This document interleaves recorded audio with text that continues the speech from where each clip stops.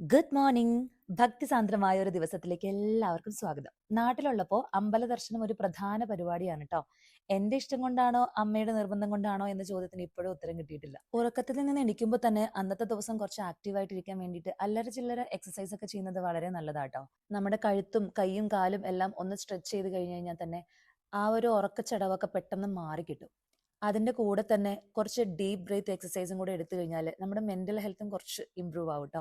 സാരിയൊക്കെ എടുത്ത് അമ്പലത്തിൽ പോകാന്ന് പറഞ്ഞാൽ എനിക്ക് ഭയങ്കര ഹാപ്പി ആട്ടോ. എന്നോട് മിക്കവരും പറയാറുണ്ട് സാരി ഉടുത്തു കഴിഞ്ഞാൽ നല്ലതാണ്, ശ്രുതിക്ക് ഏറ്റവും കൂടുതൽ യോജിക്കുന്നതും സാരിയാണെന്ന് കേൾക്കുമ്പോൾ പിന്നെ ഭയങ്കര സന്തോഷമാണ്. അങ്ങനെ ദാ എൻ്റെ ഒരു ദിവസം ഇവിടെ തുടങ്ങുവാണ്. മുറിയിലുള്ള ജനലൊക്കെ തുറന്നിടുക എന്നുള്ളത് രാവിലത്തെ തന്നെ എൻ്റെ ഒരു ശീലമാട്ടോ. കാരണം എനിക്ക് ഈ സൺലൈറ്റ് ഭയങ്കര ഇഷ്ടമാണ്. നമ്മുടെ റൂമിൽ ലൈറ്റ് ബൾബൊക്കെ കത്തിക്കുന്നതിനേക്കാളും എനിക്കിഷ്ടം പുറത്തുനിന്നുള്ള ഒരു കാറ്റും വെളിച്ചമൊക്കെ കയറുന്നതാണ്. എന്റെ ഈ ഓർമ്മ ശരിയാണെങ്കിൽ ഭക്ഷണമൊന്നും കഴിക്കാതെ രാവിലെ അമ്പലത്തിൽ പോകുന്ന ശീലം ഒരു 10 വർഷം മുമ്പേ ഞാൻ നിർത്തിയിട്ടുണ്ട്. കാരണം അമ്മയുടെ കൂടെ ഏതോ ഒരു അമ്പലത്തിൽ പോയപ്പോൾ അവിടുത്തെ ശാന്തി പറഞ്ഞത് ഇങ്ങനെയാ: ആത്മാവിനെ പട്ടിണിക്കിട്ട് ദൈവത്തെ പ്രീതിപ്പെടുത്തരുതെന്ന്. അതിനുശേഷം ഇതുവരെ പട്ടിണി കിടന്ന് ഞാനൊരു അമ്പലത്തിലും പോയിട്ടില്ല. രാത്രി ഉറങ്ങുന്നതിന് മുമ്പ് നമ്മൾ ഫേസ് വാഷ് ഒക്കെ ചെയ്തിട്ടായിരിക്കും ഉറങ്ങുക. എന്നാലും നേരം വെളുത്ത് എണീക്കുമ്പോൾ തന്നെ നമ്മളുടെ ഫേസ് ഒന്നും കൂടെ വാഷ് ചെയ്ത് വൃത്തിയാക്കുന്നത് സ്കിന്നിന് നല്ലതായിരിക്കും കേട്ടോ. ക്ലെൻസിങ് മിൽക്ക് കോട്ടൺ പാഡ് കൊണ്ട് നമ്മുടെ ഫേസിൽ ഉണ്ടാവുന്ന എക്സസ് ഓയിലും അഴുക്കുകളൊക്കെ റിമൂവ് ചെയ്ത് കഴിഞ്ഞാൽ രാവിലെ മുതൽ നമ്മുടെ സ്കിന്നിന് കുറച്ച് ഗ്ലോ ആയിട്ടിരിക്കാനായിട്ട് ഹെൽപ്പ് ചെയ്യും. പൊതുവേ ഞാൻ ഈ ഹെയർ കെയറും സ്കിൻ കെയറിനോടൊക്കെ കുറച്ച് മടിയുള്ള ആളാണ്. പക്ഷെ ഇതൊക്കെ ഒരു ബേസിക് ആയിട്ടുള്ള കാര്യങ്ങളാണ്. നമ്മളെല്ലാവരും ചെയ്യുന്ന ഒരു കാര്യങ്ങളൊക്കെ തന്നെയായിരിക്കും ഇത്. എന്നാലും ആദ്യമൊക്കെ എനിക്ക് ഇതും ചെയ്യാനായിട്ട് മടിയായിരുന്നു. പിന്നെ മനസ്സിലായി നമ്മൾ തന്നെ നമ്മുടെ സ്കിന്നൊക്കെ കെയർ ചെയ്യണം, അല്ലെന്നുണ്ടെങ്കിൽ പണി പാളും എന്ന്. സ്കിൻ കെയറിനും ഹെയർ കെയറിനും വേണ്ടിയിട്ടുള്ള കുറച്ച് പൊടിക്കൈകളൊക്കെ ഞാൻ പരീക്ഷിച്ചുകൊണ്ടിരിക്കുന്നുണ്ട്. അതൊക്കെ പിന്നീട് വരുന്ന വ്ളോഗിൽ ഞാൻ നിങ്ങൾക്ക് പറഞ്ഞു തരുന്നതായിരിക്കും കേട്ടോ. ഇതൊക്കെ ചെയ്യാൻ മടിയുള്ളവരോട് എനിക്ക് പറയാനുള്ളത്, ഞാനും അങ്ങനെയൊക്കെ തന്നെയായിരുന്നു. പക്ഷെ പിന്നീട് നമുക്കൊരു സെൽഫ് ലവ് തോന്നുന്ന സമയത്തൊക്കെ നമ്മൾ ഓട്ടോമാറ്റിക്കലി ഇത് ചെയ്തു തുടങ്ങും. എന്ത് ടെൻഷൻ ഉണ്ടെങ്കിലും, എന്ത് പ്രോബ്ലംസ്, എന്ത് ബിസി ആണെങ്കിലും ഒക്കെ നമ്മൾ സ്വന്തമായിട്ട് കുറച്ച് ടൈം ഇതുപോലെ സ്പെൻഡ് ചെയ്ത് നമ്മളെ തന്നെ സ്നേഹിക്കാൻ തുടങ്ങുമ്പോൾ നമുക്ക് വരുന്ന ചില പോസിറ്റീവ് മാറ്റങ്ങളൊക്കെ ഉണ്ട്. അത് നമ്മൾ വൺസ് അത് ഫീൽ ചെയ്ത് തുടങ്ങി കഴിഞ്ഞാൽ പിന്നെ നമുക്ക് ഇതൊക്കെ ശീലമായിക്കോളും. അങ്ങനെ രാവിലത്തെ സ്കിൻ കെയർ ഒക്കെ കഴിഞ്ഞ് ഞാൻ തന്നെ സ്വയം എന്നെ കണ്ട് ഇങ്ങനെ നിർവൃതി അടഞ്ഞുകൊണ്ടിരിക്കുകയായിരുന്നു കേട്ടോ. സ്കിൻ അത്യാവശ്യം ക്ലിയർ ആയിട്ടുണ്ട്. ഇതാ അപ്പോഴാണ് ഈ ഒരു പിമ്പിള് ശ്രദ്ധിച്ചത്. ഈ കുറച്ച് നാളായിട്ട് എൻ്റെ കൂടെ കൂടിയ ഒരാളാണ്. ഇത് എന്ത് ചെയ്തിട്ടും പോകുന്നുണ്ടായിരുന്നില്ല. ഡോറയിൽ അന്ന് ഫേഷ്യലൊക്കെ ചെയ്ത സമയത്തും ഈ പിമ്പിള് പോയിട്ടുണ്ടായിരുന്നില്ല. പിന്നെ ദാ എല്ലാ ദിവസവും എണീക്കുമ്പോൾ തന്നെ വെള്ളം കുടിക്കുക. നല്ലപോലെ വെള്ളം കുടിക്കുക. ശരിക്കും പറഞ്ഞു കഴിഞ്ഞാൽ ഇപ്പൊ കിട്ടിയൊരു വിവരം കേട്ടോ. ബ്രഷ് ചെയ്യുന്നതിന് മുമ്പ് വെള്ളം കുടിച്ചു കഴിഞ്ഞാൽ കുറച്ചും കൂടെ ഹെൽത്തി ബാക്ടീരിയാസ് ഒക്കെ നമ്മുടെ ഉള്ളിൽ പോകും. പക്ഷെ എനിക്ക് ആദ്യമൊന്നും അത് അറിയില്ലായിരുന്നു. സോ ഞാൻ ബ്രഷ് ഒക്കെ ചെയ്തതിന് ശേഷമാണ് വെള്ളം കുടിക്കുക. ബ്രഷ് ചെയ്യുന്നതിന് മുമ്പ് വെള്ളം കുടിച്ച് ഇനി തുടങ്ങണം. അങ്ങനെ ജസ്റ്റ് താഴേക്ക് ഇറങ്ങി നോക്കുമ്പോൾ ദാ മിസ്റ്റർ തമ്പി അച്ഛൻ അവിടെ ഇരുന്ന് പത്രം വായിക്കുന്നുണ്ട്. ഇളയച്ചൻ അവിടെ ഇരുന്ന് TV കാണുന്നുണ്ട്. ബബ്ബൂസ് ഉറക്കത്തിൽ നിന്ന് എണീറ്റ് വന്നിട്ടുണ്ട്. കിച്ചണിൽ നോക്കുമ്പോൾ ചേച്ചി ഭയങ്കര തിരക്കിലാട്ടോ. താഴെ ചെന്ന് എന്താ പരിപാടി എന്ന് അറിയാൻ നോക്കുമ്പോൾ മസാല ദോശ ഉണ്ടാക്കിക്കൊണ്ടിരിക്കുകയാണ് ഈ ആ മോനെ. അപ്പൊ ഞാൻ നേരത്തെ പറഞ്ഞതുപോലെ ആത്മാവിനെ പട്ടിണിക്കിട്ടിട്ട് അമ്പലത്തിൽ പോയിരുന്നെന്നാണല്ലോ. അങ്ങനെ ഞാനൊരു മസാല ദോശയൊക്കെ തട്ടിയതിന് ശേഷമാണ് ട്ടോ അമ്പലത്തിലേക്ക് പോയത്. Good morning, good morning, good morning.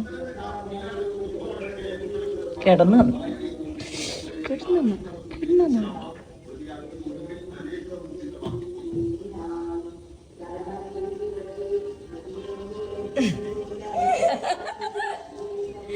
ഇതൊരു ഞായറാഴ്ചയാണ്. രാവിലെ എണീറ്റിട്ട് പ്രഭാത കർമ്മങ്ങളെല്ലാം കഴിഞ്ഞ് സാരിയൊക്കെ എടുത്ത് പോകാൻ ഇറങ്ങിയപ്പോഴേക്കും സമയം 8 മണിയായി. സാധാരണ അമ്മയും കൂടാറുണ്ട് അമ്പലത്തിൽ പോകും കേട്ടോ. പക്ഷേ ഈ ഒരു ഞായറാഴ്ച അമ്മയ്ക്ക് ബാങ്കിൽ കുറച്ച് വർക്ക് ഉണ്ടായിരുന്നു. കാരണം കോളേജ് ബേസ്ഡ് ആണ് അവരുടെ ബാങ്ക്, യൂണിയൻ ബാങ്ക് വരുന്നത്. സോ കോളേജിൽ അഡ്മിഷൻസിനും കാര്യങ്ങളൊക്കെ ആയിട്ട് ഈ ഞായറാഴ്ചയും അമ്മ തിരക്കായി പോയി. മുടി ഇണക്കാനായിട്ട് ഈ ഹെയർ ഡ്രയർ യൂസ് ചെയ്ത ശീലമൊന്നും എനിക്ക് ആദ്യം ഉണ്ടായിരുന്നില്ല കേട്ടോ. ഞാനിതിന് ഭയങ്കര അഗെയിൻസ്റ്റ് ആയിരുന്നു. കാരണം അത്രയും ചൂടൊക്കെ കൊടുത്തിട്ട് ഹെയർ ഡ്രൈ ചെയ്യുമ്പോൾ അതിൻ്റെ ഒരു കുറേ സൈഡ് എഫക്ട്സ് ഒക്കെ ഉണ്ടാകും എന്നൊക്കെ വിചാരിച്ചു. പിന്നെ ഇതൊന്നും യൂസ് ചെയ്യാതെ തന്നെ ഹെയർ ഫോളൊക്കെ അത്യാവശ്യം ആയപ്പോൾ ഇനിയിപ്പോൾ ഹെയർ ഡ്രയർ എന്തിനാ ഒഴിവാക്കുന്നതെന്ന് വിചാരിച്ചിട്ട് ഞാൻ യൂസ് ചെയ്ത് തുടങ്ങി. പക്ഷെ ഞാൻ ഡെയിലി ഒന്നും യൂസ് ചെയ്യില്ല. നമുക്ക് തിരക്കിട്ട് എവിടെയെങ്കിലും പോകാനുള്ള ദിവസങ്ങളിൽ മാത്രമാണ് ഞാൻ ഇത് വെച്ചിട്ട് ഹെയർ ഡ്രൈ ചെയ്യുള്ളൂ. അല്ലെങ്കിൽ നാച്ചുറൽ ആയിട്ട് മുടി ഉണങ്ങാൻ വിടും. അങ്ങനെയാണ്. പൊതുവേ ഞാൻ ഭയങ്കര മേക്കപ്പിന്റെ ആളൊന്നും അല്ല കേട്ടോ. ആക്ച്വലി എനിക്ക് മേക്കപ്പ് ചെയ്യാൻ തീരെ അറിയത്തൊന്നുമില്ലായിരുന്നു. ഇപ്പോൾ ഓരോ വീഡിയോസ് ഒക്കെ കണ്ട് കണ്ട് ഇങ്ങനെ ചെറുതായിട്ടൊക്കെ പഠിച്ചു വരുന്നതാണ്. അപ്പോൾ ആദ്യം തന്നെ നമ്മൾ അമ്പലത്തിൽ പോകുമ്പോൾ നമുക്ക് ഹെവി ആയിട്ടൊന്നും ചെയ്യാനും പറ്റത്തില്ല. ഇത് ഫോട്ടോഷൂട്ടൊന്നും അല്ലല്ലോ. വളരെ സിമ്പിൾ ആയിട്ട് വളരെ മിനിമൽ ആയിട്ട് മാത്രം നമ്മൾ ഒരുങ്ങുന്നുള്ളൂ. ആദ്യം തന്നെ നമ്മൾ സെറം എന്തിനാന്ന് വെച്ച് കഴിഞ്ഞാൽ നമ്മുടെ സ്കിന്നിനെ കുറച്ച് ടോൺ ആക്കാനായിട്ട്. ക്ലെൻസിങ് ചെയ്തതിന് ശേഷമാണ് നമ്മൾ സെറം അപ്ലൈ ചെയ്യേണ്ടത്. സ്കിന്ന് നല്ലൊരു ടോൺ ആവാൻ വേണ്ടിയിട്ടാട്ടോ. അതിന് ശേഷമാണ് മോയ്സ്ചറൈസർ യൂസ് ചെയ്യേണ്ടത്. പിന്നീട് സൺസ്ക്രീൻ യൂസ് ചെയ്യണം. പിന്നെ വേണമെന്നുണ്ടെങ്കിൽ ഫൗണ്ടേഷൻ, അതിനുശേഷം കോമ്പാക്റ്റ്. അങ്ങനെയാണ് മേക്കപ്പിന്റെ ഓരോ സ്റ്റെപ്പ് പോകുന്നത്. ഇവിടെ നമുക്ക് അതൊന്നും ആവശ്യമില്ല.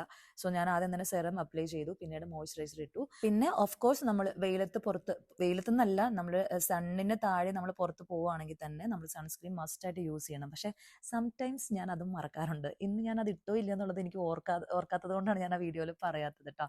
അതിനുശേഷം പിന്നെ കണ്ണെഴുതി, ചെറുതായിട്ടൊന്ന് ലിപ്സ്റ്റിക് ഒക്കെ തേച്ചു, ഒരു പൊട്ട് തൊട്ടു, മുടി ചീകി കെട്ടി, കരിവള ഉണ്ടായിരുന്നില്ല, ചെറിയ റെഡ് കുപ്പിവള ഇട്ടു, പിന്നെ വാച്ച് ഇട്ടു. അങ്ങനെ നമ്മുടെ അത്യാവശ്യം ഒരുക്കമൊക്കെ കാര്യങ്ങളൊക്കെ കഴിഞ്ഞു കേട്ടോ. സാധാരണ ഞാൻ ഇങ്ങനെ ഒരുങ്ങുമ്പോൾ ബബ്ബൂസ് എൻ്റെ കൂടെ വന്ന് ജോയിൻ ചെയ്യേണ്ടതാണ്. പക്ഷെ എനിക്ക് തോന്നുന്നു ബബ്ബു ഇപ്പോൾ കുറച്ച് ഒരു 11 വയസ്സായല്ലോ, അപ്പോൾ കുറച്ച് മെച്യൂർഡ് ആയി എന്ന് എനിക്ക് തോന്നാറുണ്ട്. കാരണം ഇപ്പോൾ ഒരുങ്ങാനും മേക്കപ്പ് ചെയ്യാനൊന്നും എൻ്റെ ഹെൽപ്പ് ചെയ്യാൻ ആവശ്യമില്ല. ആള് തനിയെ തന്നെ ഒരുങ്ങിയൊക്കെയാണ് വരാറ്. അപ്പോൾ ആ ഒരു മാറ്റം എനിക്ക് സന്തോഷമാണോ സങ്കടമാണോ എന്നൊന്നും എനിക്കറിയില്ല. കാരണം ആദ്യമൊക്കെ ഒന്ന് കണ്ണെഴുതണമെങ്കിലും മുടിയൊന്ന് കെട്ടണമെങ്കിൽ ചിറ്റ ഇതൊന്ന് ചെയ്തതാ, ചിറ്റ അത് ചെയ്തതാ, ചിറ്റ ഇത് ചെയ്തതാ, ചിറ്റ ഒരുങ്ങുന്ന പോലെ എന്നെ ഒരുക്കിത്താ എന്നൊക്കെ പറഞ്ഞ് ഓടിയെത്താറുള്ള ബബ്ബു ഇപ്പൊ കുറച്ച് വലുതായതിനു ശേഷം എന്റെ ഹെൽപ്പൊന്നും അങ്ങനെ ചോദിക്കാറില്ല. എനിക്ക് കുറച്ച് സങ്കടമൊക്കെ ഉണ്ട്. പിന്നെ തോന്നും അവള് വലിയ കുട്ടി ആയല്ലോ, ഇൻഡിപെൻഡന്റ് ആയല്ലോ എന്നുള്ളൊരു സന്തോഷമുണ്ട്. എന്റെ കൂടെ ഇന്ന് അമ്പലത്തിൽ വരുന്നത് ബബ്ബൂസും പിന്നെ എന്റെ കസിൻ അനഘയാണ്. രണ്ടുപേരും ഇതുവരെ ഒരുങ്ങി വന്നിട്ടില്ല. എന്നാൽ പിന്നെ ആ ഒരു ഗ്യാപ്പിൽ കുറച്ച് വീഡിയോസ് ഒക്കെ എടുക്കാന്ന് വിചാരിച്ചിട്ട് ഞാൻ റീൽസിലേക്ക് വേണ്ടിയിട്ടുള്ള കുറച്ച് ഷൂട്ടൊക്കെ ഒറ്റയ്ക്ക് തന്നെ അങ്ങനെ ചെയ്യുവാട്ടോ. അങ്ങനെ അത് എടുത്തോണ്ടിരിക്കുമ്പോഴേക്കും ഡോറ് മുട്ടി, നോക്കുമ്പോൾ ബബ്ബു. അപ്പോൾ ഇത്രയും നേരം സമയം എടുത്തപ്പോൾ മൊത്തം റെഡി ആയി കഴിഞ്ഞിട്ടായിരിക്കുമല്ലോ വന്നേന്ന് വിചാരിച്ചു. പക്ഷെ ബബ്ബു ദാ ഈ ഒരു കോലത്തിലാണ് വന്നിരിക്കുന്നത്, ഒന്നും റെഡി ആയിട്ടില്ല. അതിന് ഞാൻ കുറച്ച് വഴക്കൊക്കെ പറഞ്ഞ്, ലേറ്റ് ആയല്ലോ എന്ന് വഴക്കൊക്കെ പറഞ്ഞു. പിന്നെ ഞങ്ങൾ അങ്ങനെ എല്ലാവരും കൂടെ റെഡി ആയിട്ട് ഇറങ്ങി. അപ്പോൾ എൻ്റെ വീടിന്റെ ഫ്രണ്ടിൽ നിന്ന് കാറ് തിരിച്ചെടുക്കാനൊക്കെ കുറച്ച് പാടാട്ടോ. പിന്നെ നമ്മൾ എക്സ്പേർട്ട് ഡ്രൈവർ ആയതുകൊണ്ട് ഇതൊന്നും ഒരു പ്രശ്നമേ അല്ല. നമ്മളുടെ വീടിരിക്കുന്നത് 5.5 സെന്റ് സ്ഥലത്താണ്. ഫ്രണ്ടിൽ ഇതാ ആ മതിൽ കെട്ടിയതിന് അപ്പുറത്ത് കാണുന്നതും 5 സെന്റ് സ്ഥലമാണ്. പക്ഷേ അവിടുത്തെ ഓണർ നമുക്ക് ഈ സ്ഥലം ഇപ്പൊ തരൂല്ല. അവരിപ്പോ ഇത് വിൽക്കാൻ ഉദ്ദേശിച്ചിട്ടില്ല. അല്ലെങ്കിൽ അതും കൂടെയൊക്കെ കൂട്ടി വാങ്ങിച്ചു കഴിയുമ്പോൾ ഫ്രണ്ടിലേക്ക് അത്രയും മുറ്റമെങ്കിലും കിട്ടുമായിരുന്നു. അവരിത് കൊടുക്കാത്തത് കൊണ്ട് നമുക്കിപ്പോൾ വേറെ വഴിയൊന്നുമില്ല. സോ ഇങ്ങനെ തിരിച്ചും മറിച്ചൊക്കെയാണ് നമുക്ക് വണ്ടി പുറത്തേക്ക് എടുക്കാൻ പറ്റുള്ളൂ. എന്റേലാണെങ്കിൽ ഇന്നോവ ഉണ്ടായിരുന്ന സമയത്ത് ഞാൻ വണ്ടി ഓടിക്കാൻ പഠിച്ചത് ഇങ്ങനെ തന്നെയാണ്. അതായത് മുറ്റത്തിട്ട് റിവേഴ്സ് എടുക്കുക, ഫ്രണ്ടിലേക്ക് എടുക്കുക, റിവേഴ്സ് എടുക്കുക, ഫ്രണ്ടിലേക്ക് എടുക്കുക. അങ്ങനെയാണ് ഞാൻ വണ്ടി ഓടിക്കാൻ ആദ്യമായിട്ട് പഠിച്ചത്, റോഡിലേക്ക് എടുക്കുന്നതിന് മുമ്പ്. അതുകൊണ്ട് എനിക്ക് ഈ കാര്യം കുറച്ച് സിമ്പിളാണ്. ഈ എൻ്റെ വീഡിയോ കാണുന്ന ലേഡീസ് ആരെങ്കിലും ഉണ്ടെങ്കിൽ, അതിൽ ഡ്രൈവിംഗ് അറിയാത്തവർ ആരെങ്കിലും ഉണ്ടെങ്കിൽ, എനിക്ക് നിങ്ങളോട് എന്താ പറയാനുള്ളതെന്ന് അറിയോ? പെട്ടെന്ന് പോയിട്ട് ഒരു ലൈസൻസ് എടുക്കണം. വണ്ടി ഓടിക്കാൻ പക്കയായിട്ട് പഠിക്കണം. കാരണം നമ്മൾ വണ്ടി ഓടിക്കാൻ പഠിച്ചു കഴിഞ്ഞാൽ ഏതൊരു സ്ത്രീക്കും കിട്ടുന്ന ഒരു കോൺഫിഡൻസ് ഇല്ലേ, അത് വേറെ ലെവലാണ്. അത് നമ്മളത് അച്ചീവ് ചെയ്തതിന് ശേഷം മാത്രമേ നമുക്ക് അതിന്റെ വാല്യൂ എന്താണെന്നുള്ളത് മനസ്സിലാവുള്ളൂ. ചെങ്ങമ്മനാട് ശിവക്ഷേത്രത്തിൽ നിന്നാണ് നമ്മൾ തുടക്കം കുറിച്ചേട്ടോ. എപ്പോഴൊക്കെ ഈ അമ്പലത്തിൽ പോയാലും എനിക്ക് എൻ്റെ സ്കൂൾ കാലഘട്ടം ഓർമ്മ വരും. ട്യൂഷന് പോകുന്ന വഴി ഇതായതുകൊണ്ട് സ്ഥിരമായിട്ട് തൊഴാൻ വരുമായിരുന്നു. പിന്നെ എന്റെയും എൻ്റെ കൂടെ പഠിച്ചവരുടെയൊക്കെ പ്രണയത്തിനൊക്കെ ഈ അമ്പലമൊക്കെ ഭയങ്കരമായിട്ട് സാക്ഷ്യം വഹിച്ചിട്ടുണ്ട്.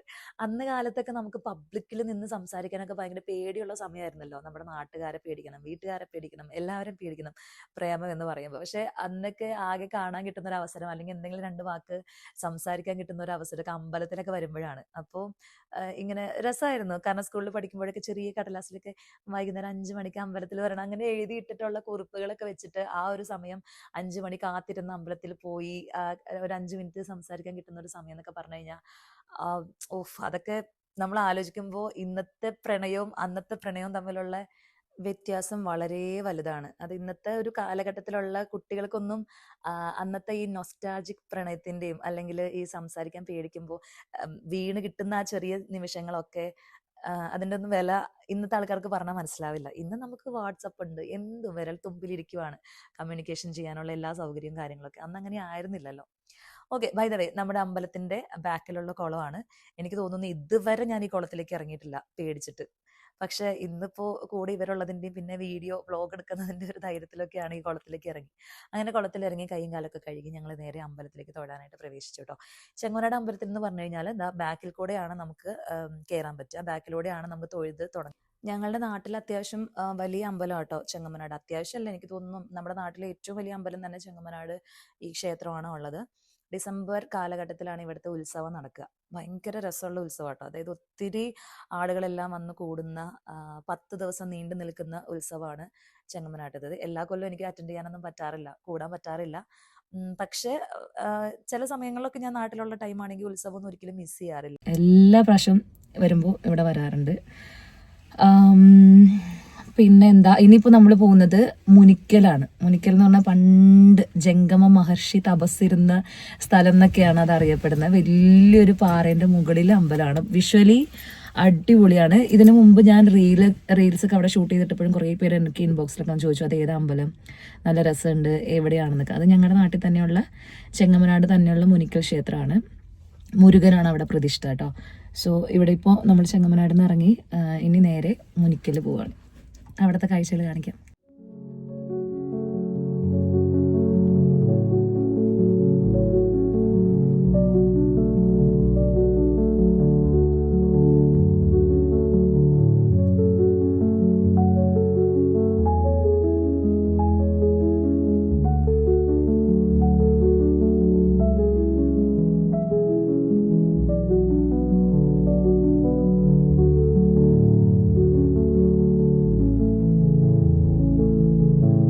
മുനിക്കൽ ക്ഷേത്രത്തിൽ തൊഴാൻ വരുമ്പോൾ ഒരു പ്രത്യേക ഫീൽ ആയിരിക്കും കേട്ടോ. കാരണം അവിടുത്തെ ഒരു ആംബിയൻസ് എന്ന് പറഞ്ഞു കഴിഞ്ഞാൽ നമുക്ക് ഓരോ അമ്പലങ്ങളിലും ഓരോ ആംബിയൻസ് ആയിരിക്കും. അതുപോലെ തന്നെ ഇവിടുത്തെ ഒരു എന്താ പറയുക, ഒരു പ്രത്യേക ഫീലാണ് ഇവിടെ വരുമ്പോൾ. എനിക്ക് ഭയങ്കര ഇഷ്ടം ഉള്ളൊരു അമ്പലമാണിത്. മലയല്ല, വലിയൊരു പാറക്കല്ലിന്റെ മുകളിലായിട്ടാണ് അമ്പലം പണിതിരിക്കുന്നത്. അതിന്റെ ഒരു ഐതിഹ്യം എന്ന് പറഞ്ഞു കഴിഞ്ഞാൽ ഞാൻ നേരത്തെ പറഞ്ഞ പോലെ ഇതാണ് ജംഗമ മഹർഷി പണ്ട് ഇവിടെ തപസ്സിരുന്നുണ്ടായ അമ്പലമാണിത്. അതാണ് മുനി താമസിച്ചിരുന്നത് കൊണ്ടാണ് മുനിക്കൽ അമ്പലം.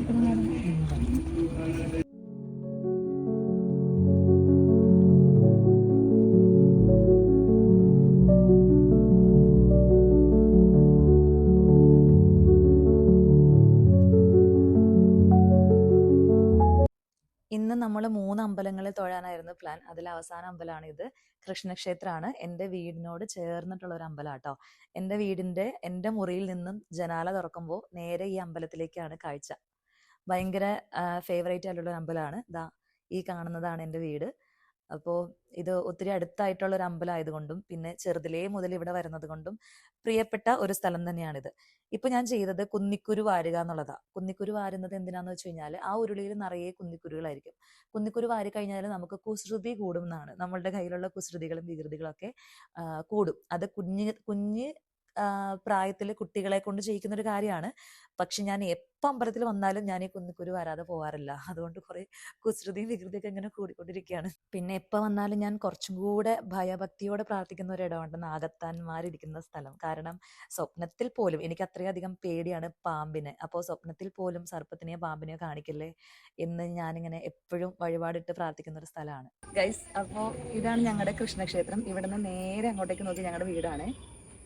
അവിടെ നിന്ന് എൻ്റെ മുറി തുറന്ന് ജനൽ തുറന്നു കഴിഞ്ഞാൽ പിന്നെ നേരെ അവിടെ നിന്നുള്ള വ്യൂ ഈ അമ്പലമാണ്. ഞങ്ങളുടെ തൊട്ടടുത്തുള്ള കൃഷ്ണക്ഷേത്രം. അപ്പോ ഇതാണ് നമ്മുടെ ഇന്നത്തെ അമ്പല ഡേറ്റ് കേട്ടോ. അപ്പോൾ ഞങ്ങളുടെ നാട്ടിലെ 3 അമ്പലമാണ്, പ്രസിദ്ധിയാർന്ന 3 അമ്പലമാണ് നിങ്ങളെ കാണിച്ചത്. ചെങ്ങമനാട് ശിവക്ഷേത്രം, ചെങ്ങമനാട് മുനിക്കൽ ക്ഷേത്രം, പിന്നെ ഞങ്ങളുടെ കൃഷ്ണക്ഷേത്രം. അപ്പോൾ ഈ വ്ലോഗ് എല്ലാവർക്കും ഇഷ്ടപ്പെട്ടെന്ന് വിചാരിക്കുന്നു. എല്ലാവരും ചാനൽ സബ്സ്ക്രൈബ് ചെയ്യുക, ലൈക്ക് ചെയ്യുക, ഷെയർ ചെയ്യുക. അടുത്ത വ്ലോഗുമായിട്ട് വീണ്ടും കാണാൻ. Children by.